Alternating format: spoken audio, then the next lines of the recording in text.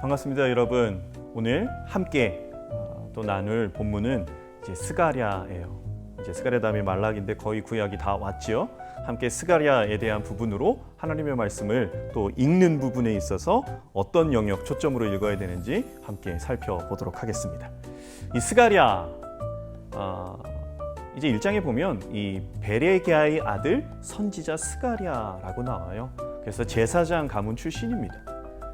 그래서 이 스가랴 우리가 바로 앞에 봤던 학개와 동일 시대에서 사역을 한 인물이에요. 그래서 같은 시대 그리고 동일한 메시지를 선포합니다. 같은 시대라고 말하면 성전 재건이 멈춰졌던 BC 520년경으로 보고요. 동일한 메시지 응당 성전 재건이에요. 그래서 이 성전 재건이라는 부분이 하나님이 약속하신 것이다, 함께 하시는 것이다 라고 해서 이게 자동으로 이루어지는 어떤 축복이다 라는 개념으로 말하지 않고 언약의 약속의 내용과 이를 성취하기 위한 언약의 요구들, 말 그대로 하나님의 약속과 그것을 이루어지기 위한 우리의 행함의 요구들, 이것이 밀접한 관계가 있음을 스가랴 선지자는 이야기해요. 그래서 이 스가랴를 볼 때 가장 핵심적인 부분이 구원자 메시아가 오리라 라는 부분입니다. 그래서 이 스가랴의 중심 주제, 방금 말했죠? 구원자 메시아가 오리라. 스가랴 9장 9절을 보면 우리가 이 마태복음에서 인용된 예수님께서 낙이 타시고 입성하시는 그 부분의 예언적 말씀이 나옵니다. 시온에 따라 크게 기뻐할지어다. 예루살렘에 따라 즐거이 부를지어다. 보라, 내 왕이 내게 임하시나니 그는 공의로우시며 구원을 베푸시며 겸손하여서 나귀를 타시나니 나귀의 작은 것 곧 나귀 새끼니라. 그래서 구원자 메시아가 오실 것이다 라는 소망의 메시지를 전하는 스가랴. 이 스가랴의 구절을 보면 세 가지로 얘기할 수 있습니다. 그런데 숫자와 연결되어 있어요. 첫째, 8가지 환상이 나옵니다. 그리고 두 번째, 4가지의 메시지가 전달이 되고요. 그리고 마지막 9장부터 14장까지가 2가지의 예언적 경고가 나타나요. 이 스가랴 오직 그 말씀만 전달한다라는 게 어떤 의미냐면, 스가랴가 환상 8가지를 보고 4가지의 메시지를 전할 때 내가 환상을 보았다라고 스가랴는 말하지 않아요. 어떻게 말하냐면 여호와의 말씀이 임하느니라 라고 정확하게 표현해요. 그래서 이 부분에서 주는 메시지는 사역자, 선지자는 자기의 생각과 뜻, 의견을 전달하는 것이 아닌 오직 하나님의 그 말씀만 전해야 한다. 그래서 스가랴는 철저하게 하나님의 말씀을 전하기 위해 자기가 본 환상이라는 영역에 있어서 이것이 하나님의 말씀이다 라는 것을 재차 강조하고 매 순간 여호와의 말씀이 임하니라 라고 기록하고 있습니다. 이 환상으로 말씀하신 이유, 그래서 우리는 그 환상으로 말씀하신 이유를 이렇게 살펴볼 수 있어요. 오랜 포로의 생활에서 돌아온 백성들을 위로하시고자 스가랴를 통해 환상을 보여주셨고, 또 그 자리에 주저앉아 있는 게 아닌 사명의 자리로 나아가도록 격려하시기 위해서. 그래서 하나님은 원하시는 거예요. 정체성의 혼란에 주저앉아 있는 것, 포로에서 귀환한 다음에 그런 거를 원치 않고요. 과거의 슬픈 사건에 매여 있는 것, 내가 이런 포로 생활을 해서 내가 고생을 했지, 이것에 매여 있지 않기를, 또 한탄하며 자기 연민에 빠지지 않기를 하나님이 원하시죠. 그래서 하나님의 백성으로 강해지고 다시금 주변에 영향력을 주기를, 그리고 하나님의 영광 드러내는 통로의 역할로 나아가기를 원하셔서 하나님이 특별하게 이 스가랴를 통해서 학개서와는 다르게 동일한 시대 동일한 메시지지만 환상으로 말씀하신 이유다라고 설명할 수 있어요. 그럼 우리가 살펴봐야 될 게 8가지 환상이 무엇이냐, 다 자세히 설명할 수는 없습니다. 그런데 이렇게 정리를 할 수 있어요. 이 말탄 자라고 해서 이 붉은 말을 탄, 그리고 자줏빛 말을 탄, 그리고 백마를 탄, 그래서 화석류 나무 그 숲 사이에 한 사람이 붉은 말을 타고 씁니다. 그게 이제 예수 그리스도예요. 우리의 구원자이신. 그리고 그리들 따라 붉은 말과 자줏빛 말과 백마를 탄 주의 사자들이 나와요. 그래서 이 말탄자에 대한 환상을 볼 때 공사 재개 약속의 성전 재건에 대한 부분을 약속하시는 하나님의 환상. 그리고 대장장이 이 네 뿔과 네 대장장이라고 말하는데, 네 뿔은 이제 그 주변 열강에 있었던 4개의 제국을 말하고, 대장장이는 그 4개의 제국, 한마디로 이 방해, 하나님의 백성이 살아가는 것을 방해하는 세력을 제거하는, 대장장이가 그 네 뿔을 쳐서 없애거든요. 그 환상을 보여주셔요.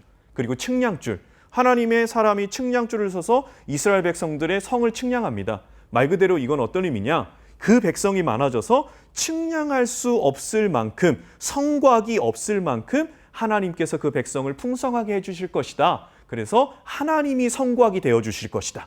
어떤 건물적 개념을 넘어서서, 그래서 성전의 영광을 약속하시는 대제사장 여호수아가 더러운 옷을 입고 사단과 함께 하나님 앞에 서 있는데, 그 자리에서 하나님이 그에게 깨끗한 옷을 입혀주시는, 말 그대로 백성의 회복을 약속하시는 환상. 순금등대와 감람나무, 여러분 등대는 빛을 발해요. 그리고 감람나무는 뭐냐면 이 등대의 불빛을 계속해서 탈 수 있게 만드는 기름이 감람나무에서 나와요. 말 그대로 끊임없이 성령을 기름이다라고 표현도 하고, 성령에 대한 부분 빛으로 표현이 되죠. 그래서 성령에 대한 약속을 하시는 환상을 보여주시고, 그 다음에 이제 두루마리, 말 그대로 하늘로 일정 크기의 두루마리가 날아가는데 거기에는 거짓말하는 온갖 죄악, 저주를 받을 것이다라는 것이 기록되어 있고 사람들이 그것을 다 볼 것이다 라고 말해요. 말씀 불순종에 대한 경고의 환상이에요. 에바, 그릇 속의 여인, 죄의 소멸을 약속하시는 거고, 내병거, 말 그대로 아까 언급된 부분과 좀 동일해요. 그래서 붉은 말, 검은 말, 흰 말, 아롱지고 건장한 말, 병거를 타고 와서 말 그대로 하나님의 통치를 약속하는 이 8가지의 환상이 있습니다. 그래서 여러분들이 통독을 하실 때 환상의 의미가 잘 모르실 때는 영상 보시면서 이런 부분이구나 라고 참고하시면 좋을 것 같아요. 아까 이제 8가지 환상을 넘어서서 4가지의 메시지가 이제 7장, 8장에 나옵니다. 4가지의 메시지는 금식에 관련된 부분이에요. 금식을 올바르게 사용하지 않았다. 그리고 올바른 금식이란 무엇인가? 올바른 금식을 하는 자에게 대한 하나님의 약속, 금식에 관한 질문에 대한 마지막 답변. 이 4가지의 메시지가 나오는데, 금식을 올바르게 사용하지 않았다. 말 그대로 금식을 이용합니다. 금식했으니까 복을 주실 거다. 또 제대로 금식하지 않고 금식을 티내요. 올바른 금식이란 무엇인가? 하나님은 말씀하셔요. 스가랴서를 통해서도 하나님의 말씀에 대한 순종과 이웃 사랑이다라고 얘기하지요. 그래서 이사야 58장에서도 나의 기뻐하는 금식은 이라는 부분으로 결국은 그리스도인다운 삶을 살아가는 게 온전한 금식이다라고 말하는 것과 같은 흐름에서 이야기하고 있습니다. 올바른 금식을 하는 자에 대한 하나님의 약속, 이것은 다시금 풍성케 하시는, 그리고 그 금식일에 대한 질문과 답변, 이 금식일을 변해서 이제는 축제와 위로의 날로 바꾸실 것이다 라는 영역에 있어서의 금식 주제로 4가지의 메시지가 전달이 됩니다. 그리고 2가지의 예언적 경고가 이제 9장부터 14장까지 나오는데, 첫 번째 경고는요, 9장부터 10장 평화의 사자로 등장하는 예수 그리스도, 그리고 전쟁에 대한 선포, 승리를 선포하는 전령관으로서 등장하셔서 이스라엘 주변의 악한 이웃들을 심판하실 것이다 라는 예언적 경고가 나옵니다. 2번째 경고는 선한 목자, 이스라엘, 열방들에 대한 심판이에요. 조금 우리가 오해를 살 수 있을까 해서 이 심판에 대한 부분을 설명하면, 선한 목자는 예수 그리스도이십니다. 이 선한 목자에 대한 심판이, 예수님에 대한 심판이 뭐냐? 다시 말해서 우리의 죄를 대신 지시고 십자가를 지시는 예수 그리스도에 대한 부분이에요. 우리의 죄를 대신해서 예수님이 심판을 받으셨잖아요. 그래서 우리를 살리시잖아요. 그래서 이것이 선한 목자에 대한 심판이고요. 그리고 이스라엘에 대한 심판, 말 그대로 목자를 치면 양들이 흩어진다. 이 부분에 있어서는요, 이스라엘을 다시금 정결케 하기 위한 하나님의 심판인 거예요. 그리고 열방들의 심판, 이스라엘을 공격했던 주변, 바벨론, 바사, 헬라, 로마까지도 하나님께서 다 심판하실 것이다라는 예언적 경고를 말씀하십니다.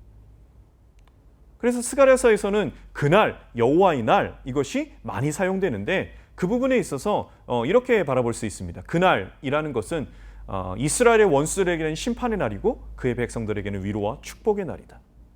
그날은 성속에 구별된 것이 없어질 것이다. 말 그대로 거룩한 것, 속된 것, 사람들이 나누는 그 모든 것들이 다 없어질 것이다 라고 스가랴 선지자는 이야기합니다.